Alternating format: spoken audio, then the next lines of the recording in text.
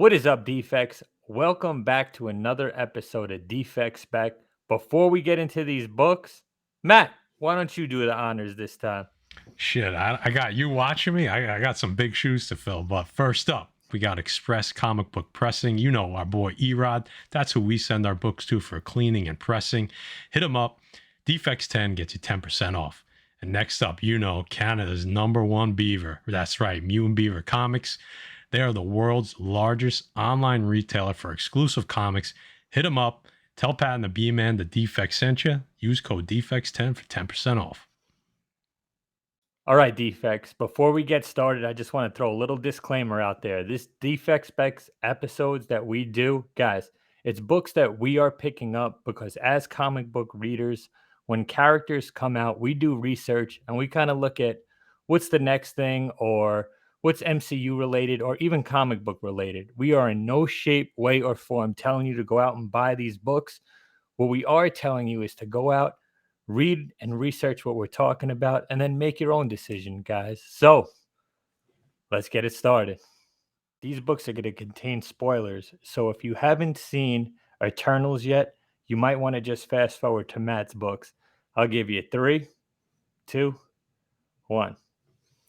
Okay, for my books, there's going to be 2 books here, guys, from the Guardians of the Galaxy, Donny Cates from 2019, written by Donny Cates and illustrated by Jeff Shaw. It's going to be the first appearance of the Dark Guardians. Who are the Dark Guardians? It's a team led by Eros, aka Star Fox, who is Thanos' brother. It's a team consisting of the Cosmic Ghost Rider, Wraith, Gladiator, and Nebula.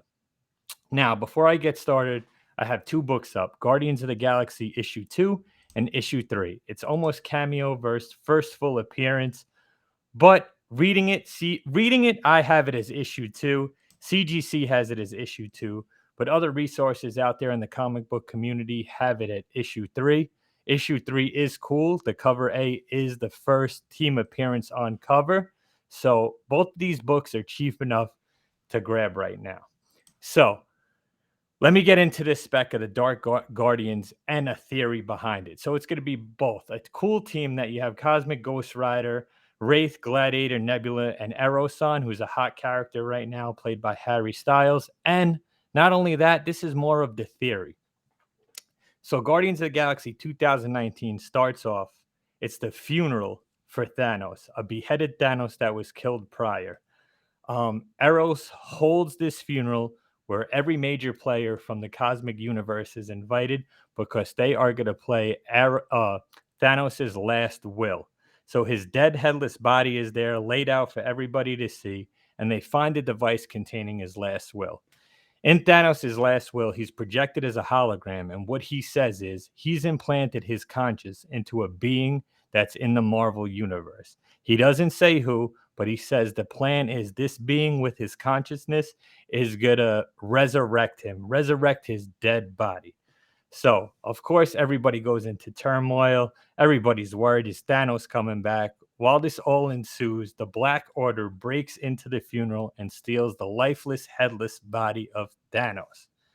That being said, Eros comes up with an idea that the only person it could be that has Thanos' conscience is Gamora. So he forms a team. The cosmic universe, the hero is split. People that want to kill Gamora and find him, being the Dark Guardians, and the people that want to save her, the original Guardians of the Galaxy with Beta Ray Bill and Nova and some other supporting cast. Lo and behold, it turns out this whole war goes on, battling for or against Gamora. In the meantime, it's revealed that who has Thanos' conscience? It's Eros. Eros has his conscience. So, that being said, he starts to project his conscience into the dead body of Thanos. Gamora comes, stabs him in the process, so it only gets 3/4 ways done, but he's back. His body comes back to life, and we have a Thanos. Eros dies on the other hand. And another major player in this is revealed to be Hela. Hela and Thanos had this huge grand scheme to put everybody at war against each other while Eros projected this consciousness into Thanos. So that being said, this makes perfect sense to me in the MCU. One, because Gamora's kind of rogue after the events of Endgame. Two, they bring in Eros, a not so popular character, but why do they bring him back, right? They bring him back possibly to resurrect Thanos. It's his brother. And what Hela says in the issue is Thanos picked him because it takes a Titan to resurrect a Titan. So it makes perfect sense. And listen, it could be hit or miss. It's an awesome theory. It's an awesome storyline. And it's an awesome first appearance of a cool team with cool characters. Matty Forge, what do you think?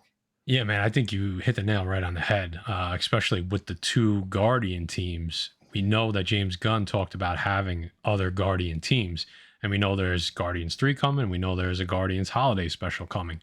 So this could be, I mean, we know Gamora is it's kind of on her own right now. So whether it fits the storyline spec or it fits the Dark Guardians, even if it's not these characters, it doesn't matter because this is the first team appearance of the Dark Guardians. Whether it's totally different characters, this book will still go up in price. I think this is a great theory for a really low buy-in. It's kind of a double whammy. You could get the team appearance, or you could get the storyline, or you could get both. Especially with what James Gunn has described as possibilities for the Guardians going forward. So awesome, Yeah, and awesome pick. it kind of makes sense with Warlock coming in. You know, he's a major player against Thanos, but we'll get into prices, guys. Like we always say, buy what you want, read this storyline. I highly suggest you read The Guardians done by Donny Cates. But here on the left, we have the Cosmic Ghost Rider 1 in 25 variant by Matteo Scalera, right? Last sale of this book in a 9.8 in October of 2021 was $75, guys. $75. And like I said, CGC has this labeled as the Dark Guardian's first appearance. You guys make your own determinations after you read. The cover A, last sale in a CGC 9.8 was in April for $65 and only 7 copies sold on the census. So $65 for the cover A, and you could get the 1 in 25 cover, which I think is awesome with that Cosmic Ghost Rider for $10 more. And guys, there's still a couple of copies listed on CGC for these cheap prices. Then we move on to Guardians of the Galaxy issue 3, which again, cover A on the right-hand side, first team appearance on cover, awesome cover with the Dark Guardians and Star-Lord there. And even more of a ghost of a book is the second print with that interior page of Annihilus, a book that's extremely hard to find, but still cheap, guys. These are like $5, $10 books on eBay, and you could definitely find them in your back bins. So be on the lookout for them. Again, you get the first appearance of the Dark Guardians, awesome team, but you get that storyline that could possibly pan out. It's like the stock market, guys. You don't know what's going to hit. I'm not telling you it's going to hit, but it's possible. It makes sense, and it would be an awesome storyline moving forward in the MCU to bring back Thanos through his brother Eros. Here we go. I got Daredevil number 25. This is from Volume 2. That's Marvel 2001. This is pretty straightforward. This is the first time that I could find, tell me if I'm wrong, but I do believe this is the first time Peter Parker wears Daredevil's suit. And it actually is to help Matt Murdock while he deals with a court case. So we know No Way Home. We know Peter is dealing with a court case. Maybe he can't be seen as Spider-Man. It sounds like we're getting Daredevil. The last couple days, I've been hearing a lot of rumors. There's a casting sheet out there for characters for a Daredevil series. I think it's all but done that we get Matt Murdock in No Way Home. Will Spidey need a little disguise in No Way Home? I don't know. Maybe if it's not No Way Home, maybe it's after No Way Home. I don't know. But either way, this is a $2 or $3 book right now. I think it's worth having in the collection regardless, even if this is a swing and a miss. I don't think it's, I think it's, I don't think it's completely, improbable. I think with all the theories that are out there, this is one of the ones that we really haven't heard. And there's so much getting thrown out by so many speculators and scoopers. Why not Spidey needing a little disguise while he deals with his court trouble, while he fights crime? I mean, I don't know. To me, it just says low risk, high reward. It could be a fun little storyline. Maybe it does happen. Maybe it doesn't happen. I don't know. Jay, what do you think? I think all books that are going to involve Spidey and Daredevil are going to heat up once the trailer comes out and once the movie comes out. We already seen pictures of Matt Murdock, Charlie Cox on set, sitting behind that desk in almost like a conference atmosphere. So I think this is a great pickup because who knows? Spidey puts the Daredevil suit on in a cutscene. We don't know, but like you said, even if it's a swing and a miss, it's well worth the grab while it's cheap. Yeah, and there's the interior panel.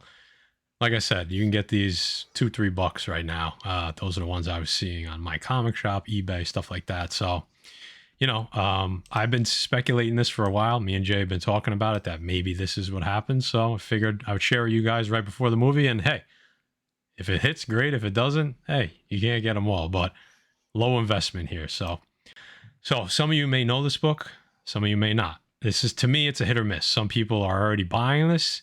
Some people are already just buying because it's a number one and they don't know exactly why. But this is a book that it tends to fluctuate in price. You'll see a bunch of copies on eBay for like $30 and $40, and then all of a sudden you'll see one sell for like $8, right? Because nobody really knows the spec that goes behind this. I think that everybody's just grabbing up all first issues, right, for these characters, all the Moon Knight number ones, all the She-Hulk number ones, and I think this is no exception. This is the Dan Slott series. This is actually the first time it's titled just She-Hulk. So this is actually volume 1. This is 2004. So there's a bunch of first appearances in here, and this storyline in this series I could see being taken heavily from for this series and actually going forward. So I'm going to explain a little bit about this. Like I said, this is a book you could find in back bins because I've seen them in back bins for $5 or less. I bought one off of eBay a couple months back for like $8, and at the same time they were listed for $30 and $40. So like I said, there is some inconsistency there. So don't run out and just buy the highest price copy you can find on this one. Even if you do like this speculation, try to bide your time and find the right price. So a couple first appearances here. So the first appearance of Goodman, Lieber, Kurtzberg, and Holloway, the law firm. Okay, they specialize in defending superhumans. Okay, Jennifer Walters goes to work for them after she beats them in a high-profile case. She gets hired as Jennifer Walters only, not as She-Hulk, right? So in this storyline, She-Hulk is already a trial lawyer and as She-Hulk, but they want her as Jennifer Walters. So right off the bat, you get this law firm that defends superhumans. Now, whether that starts to happen here in She-Hulk, I'm pretty sure we're going to start to see that element in the MCU at some point, right, Jay? I mean, that just seems like a logical step at some point. Oh, right? Yeah, 100%. Yep. So this is a law firm that is kind of referenced, I don't want to say heavily, but a good amount throughout comics, right? Throughout modern comics. So that's number one. Not a huge spec, but I think it's an important, and it sets up the rest. It's also the first appearance, another member of the firm, first appearance of Augustus Puglisi, also known as Pug. He's a lawyer at the firm, has a crush on Jennifer, okay? He also works on a case with her to help Spider-Man sue J. Jonah Jameson for libel. So we know what's happening in No Way Home. J. Jonah Jameson always is beating up on Spider-Man. So again, could that be something that happens? I don't know. I thought it was a fun, as I was looking at these characters, I thought that was like a little extra tidbit in there, like part of the storyline. But I like the fact that she has this guy in the firm that has a crush on her and that she doesn't really know. Okay. They even work, like I said, they even work on some cases together. He tries to lay it on. She's kind of ignoring him. I felt like that could be an element to a She-Hulk series. This character actually would also go on to take a potion that would allow him not to love Jennifer Walters anymore. And he's indebted to this witch. And this witch is Morgan Le Fay. Okay. So I think that's a character that has a lot of ties to some of the stuff that we've been talking about, some of the stuff we may see. So again, just a little, like, not a smoking gun, and again, it's not a smoking gun, but a little breadcrumb, an extra breadcrumb, right? It's also the first appearance, and this one I really like. I think this is a character that we're going to see. First appearance of Mallory Book, also known as the face that has never lost a case. Supposed to be a supermodel lawyer, super smart, super beautiful. I think she's Miss Utah. Has like the longest winning streak of cases at this firm. And that's the case that Jennifer wins, breaks her streak, and that's how this law firm hires her. So this character has a love-hate relationship with Jennifer Walters because she sees her as competition. They have some back and forths. She even she sets up something known as the Fourth Wall Enterprise that is basically a plan on how to destroy She-Hulk. She eventually backs off of that, okay? Another big thing is that this character gets crippled when Titania, a character that has been heavily rumored to be one of the main villains in She-Hulk, comes to try to get revenge on Jennifer Walters, hurting Mallory Book in the process. So again, a lot of things tying together of some of the stuff that we kind of think we know already. And again, it fits a good narrative.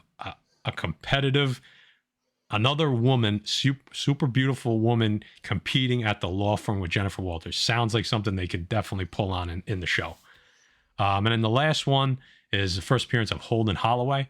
He's a partner at the firm, so he's one of the big shots of the firm who has his own motives to kind of join the firm and send the firm in the direction of defending superhumans. His niece, he knew one day he would have to defend his niece, who's known as Southpaw, who's like a small-time crook, but she's a superhuman, so she's known as like a super criminal.